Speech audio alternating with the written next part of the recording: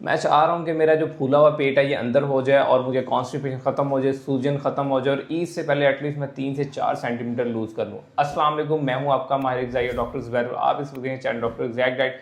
इस वीडियो की तो मुझे इतनी ज़्यादा फरमाइश आई थी कि ईद से पहले कोई ऐसा टोटका बता दें, ईद से पहले कोई ऐसा मेथड बता दें कि जो हमारा फूला हुआ पेट है वो अंदर हो जाए, इसके अलावा कब्ज़ खत्म हो जाए, कॉन्स्टिपेशन खत्म हो जाए, वाटर टेंशन खत्म हो जाए, ताकि ईद के कपड़े हमें फिट आने शुरू हो जाए। आज की इस वीडियो में मैं आपको साइंटिफिक एविडेंस बेस्ड इन्फॉर्मेशन बताऊंगा जिसके जरिए आप ईद से पहले एटलीस्ट 3 to 4 सेंटीमीटर आप अपनी बेली को फ्लैट कर सकते हैं। लेकिन एक बात हमेशा याद रखिएगा, आप 3 से 4 इंच जो है अपना बेली फैट नहीं कम करें। आप अपना जो ब्लॉटेड बेली है जिसमें कॉन्स्टिपेशन हो सकती है या फिर वाटर टेंशन हो सकती है उसको खत्म करें।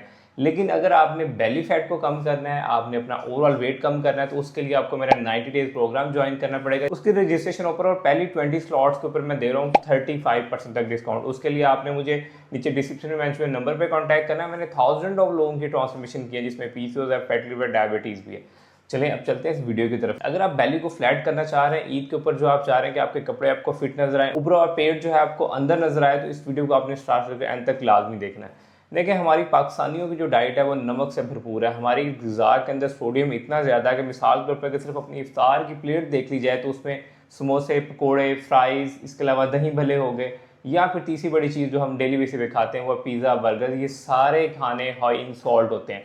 जब हमारी बॉडी के अंदर सोडियम बहुत ज़्यादा बढ़ता है तो एक्स्ट्रा सेलुलर फ्लूइड भी बढ़ना शुरू हो जाता है। उसकी वजह से क्या होता है, बॉडी बहुत सारा पानी जमा करना शुरू कर देती है। इसकी वजह से रातों रात आपके 3 से 4 इंच जो है बेली बढ़ जाता है और जो कपड़े आपको पहले कभी फिट होते हैं वो तंग आना शुरू हो जाते हैं। तो सबसे पहले आपने क्या करना है, अपनी वाटर रिटेंशन को कम करना है। वाटर रिटेंशन को कम करने का तरीकाकार ये है कि जब सोडियम बढ़ता है तो पोटाशियम कम हो जाता है। तो इसलिए आपने क्या करना है कि पोटाशियम रिच फूड लेना शुरू कर देने हैं। जैसे मिसाल के तौर पर केला है, कुकम्बर है, नारियल पानी है, ये वो 3 खाने हैं जिनके अंदर पोटाशियम बहुत ज़्यादा अमाउंट में होता है। और पोटाशियम क्या करता है, वो आपकी बॉडी से एक्स्ट्रा पानी को बाहर निकाल देगा, जिससे क्या होगा, वाटर रिटेंशन ख़त्म हो जाएगी। और इसलिए सबसे पहले आपने क्या काम करना है, सोडियम को कम करना है, पोटाशियम को बढ़ा देना है ताकि वाटर टेंशन खत्म हो जाए।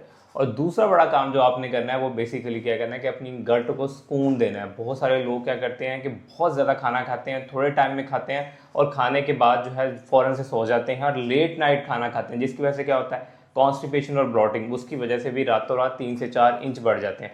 तो क्या करना है कि आपने अपनी बड़ी आंत को सुकून देना है। सुकून देने का तरीकाकार बहुत ही आसान है कि सिर्फ आपने आखिरी 3 दिन जो है ईद के, इसके अंदर क्या करना है कि आपने प्रोटीन और वेजिटेबल्स का मिक्स कोई भी सालन लेना है। जैसे कि मैं आपको आसान एग्जांपल में समझा सकता हूँ, 100 ग्राम चिकन ले लें और 1 प्लेट सलाद की ले लें और अपना रात का खाना सोने से कम 3 से 4 घंटे पहले ले लें और अपनी कैलोरीज को कंट्रोल में रखें। उससे क्या होगा, जब आप फाइबर रिच फूड ले रहे हैं, साथ उसके प्रोटीन ले रहे हैं और इसके साथ साथ आपने जो जो खाने हैं इनको हाई ऑयल के अंदर नहीं फ्राई करना। इसमें जो आपने जो चिकन या मटन या फिश जो भी लेनी है, इसको आप या स्टीम ले लें या इसको बारबेक्यू ले लें और मसाले कम से कम रखने हैं। इससे क्या होगा, जब सोडियम कम हो जाएगा और खाना आप कम खा रहे होंगे तो और इसके साथ फाइबर ले रहे होंगे तो आपकी गट को सुकून मिलना शुरू हो जाएगा, क्योंकि गट के अंदर जो मौजूद बैक्टीरिया हैं उसको फाइबर से उनकी ग़िज़ा मिल जाएगी और जो गट का अदम तवाज़ुन है वो ठीक होना शुरू हो जाएगा, जिसकी वजह से क्या होगा कि आपका बेली फ्लैट होना शुरू हो जाएगा।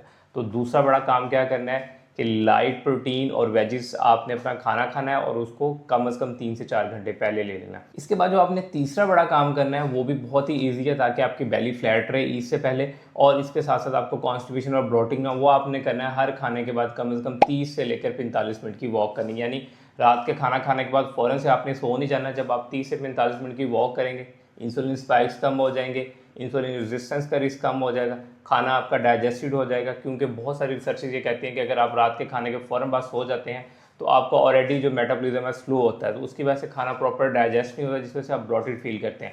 अगर आप खाना खाने के बाद 30 से 45 मिनट की वॉक कर लेंगे तो आपकी 80% डाइजेशन वहीं पे हो जाएगी, जिससे आपको ब्लॉटिंग और कॉन्स्टिपेशन नहीं होगी।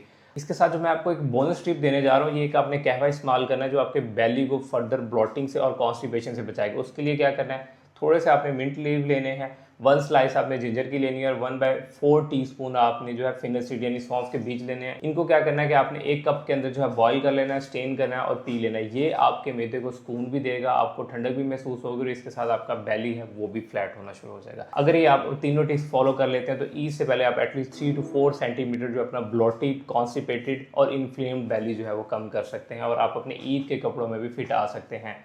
और इसके साथ साथ जो चीज़ आपने लाजमी फॉलो करनी है, 7 से 8 घंटे की नींद लेनी है, 10 से 12 गिलास पानी पीने और कैलोरीज डेफिसिट को भी फॉलो करना है मेरे भाइयों। इसके साथ टका के खाना नहीं खाना कि सोडियम और पोटाशियम का बैलेंस करते करते खाना ज़्यादा खा लो।